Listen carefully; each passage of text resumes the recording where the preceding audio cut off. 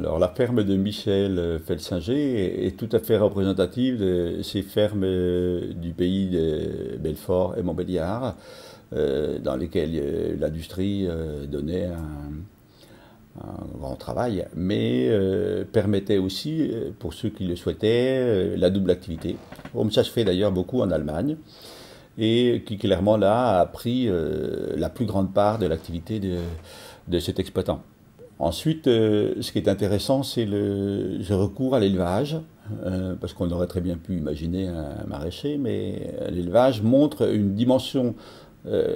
assez cachée, souvent pudique, des agriculteurs, qui est celle d'êtres qui sont pleins de sensibilité, de sentiments, et pour lesquels donc la relation à l'animal compte beaucoup. Il y a pas, ce n'est pas un hasard d'ailleurs que il y a des vaches, mais surtout qu'il y a des moutons, des agneaux, tous ces animaux qui sont particulièrement, enfin, qui suscitent particulièrement de l'affection. Voilà. Je pense que là, on a une exploitation,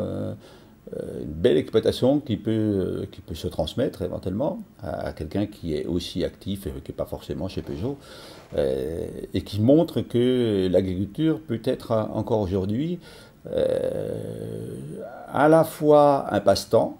parce que c'est quelque chose qui permet voilà, d'occuper son temps quand on n'est plus à l'usine, et en même temps un facteur d'équilibre personnel. Voilà, pour celui qui le fait, et à ce titre, alors même souvent qu'on dit que c'est un métier fatigant et harassant, c'est un métier qui est presque thérapeutique.